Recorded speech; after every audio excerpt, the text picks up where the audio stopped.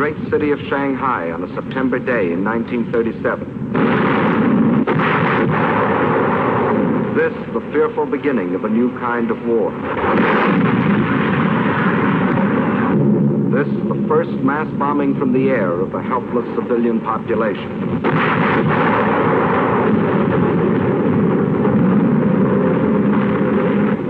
Why? Why are these innocent Chinese men, women, children to die beneath a hail of Japanese bombs? To find the answer to this question, we must first understand something about China and Japan. And to understand China, three facts must never be forgotten. China is history. China is land. China is people. Chinese history goes back for more than 4,000 years. That's a long time. It was only 168 years ago that Washington crossed the Delaware. Only 452 years have passed since Columbus discovered America. It's 1,500 years since the world saw the fall of the ancient Roman Empire. 3,400 years have gone by since Moses received the Ten Commandments. 3,700 years have passed since the pyramids were built. But more than 4,000 years ago, the Chinese Empire was already in existence. And more important, so was the Chinese civilization, a civilization of art and learning and peace. Yes, China is history. And China is also land. More land than the entire continent of Europe. A third larger than the United States, and rich in raw materials. This vast area consists of China proper and 4 outer provinces. To the north is Manchuria, huge and desolate, but abounding in raw materials. Next to Manchuria are Mongolia and Xinjiang. Here lies the Gobi Desert, a vast plateau twice the size of Texas, inhabited by nomad tribes who lead their camel caravans back and forth over ancient trade routes. To the west is Tibet, the icy roof of the world, its borders encompassing the eastern end of the Himalayan mountains, the mystery land that few have entered. And from these vast mountains of the west rise the 3 great rivers which are China's lifeblood. The northernmost of these is the Huanghe, the Yellow River, often known as China's sorrow because of its frequent flooding. Far to the south flows the Sikiang, the Pearl River, which enters the sea past the great ports of Canton and Hong Kong. But the greatest river of all is the one that flows between, the Yangtze, winding for 3,000 miles through the heart of China, bringing fertility to the good earth, and bearing upon its broad waters half the commerce of China. Yes, China is land, next to Russia, the largest country in the world. But most important, China is people, 450 million of them.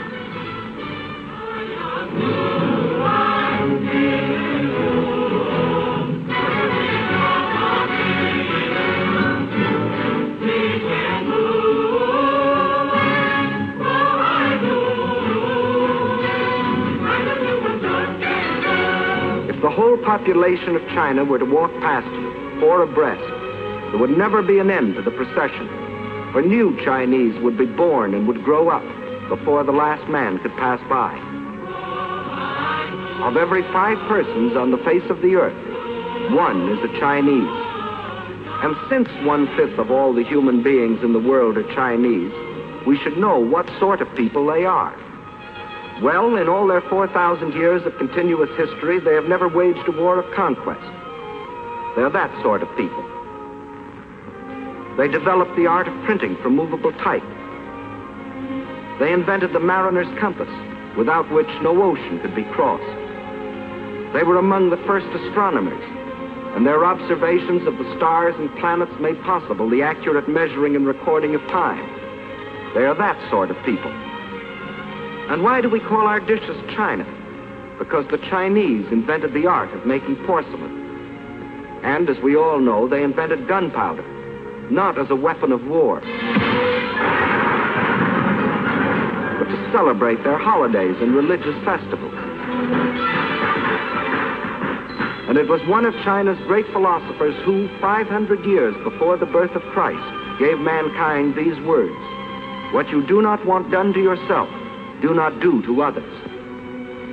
They are that sort of people, enriching the world in which we live.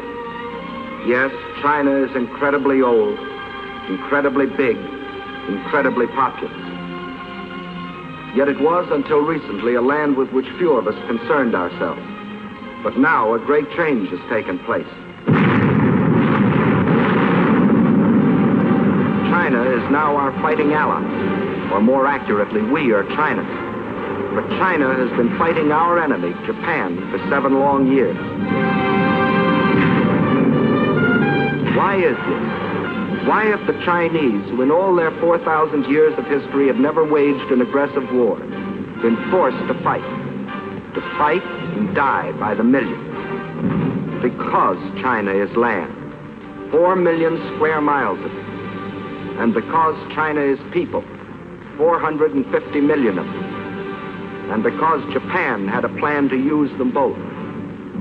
That plan was finally stated in the Tanaka Memorial, a blueprint for world conquest, formulated in 1927 by Baron Gishi Tanaka, the Japanese foreign minister. In order to conquer the world, we must first conquer China. Here was their mad dream. Phase 1, the conquest of Manchuria for raw materials. Phase 2, the absorption of China for manpower, piece by piece, so as not to arouse the rest of the world. Phase 3, a triumphant sweep to the south to seize the riches of the Indies. Phase 4, the eastward move to crush the United States. One fact was obvious. China was to be the giant back on which Japan would ride to world conquest, just as Russia was to be enslaved for German use.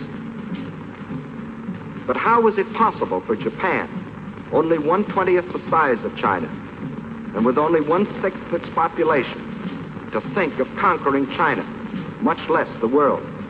There were 2 main reasons for this. In the first place, modern China, in spite of its age-old history, was like the broken pieces of a jigsaw puzzle, each piece controlled by a different ruler, each with his own private army.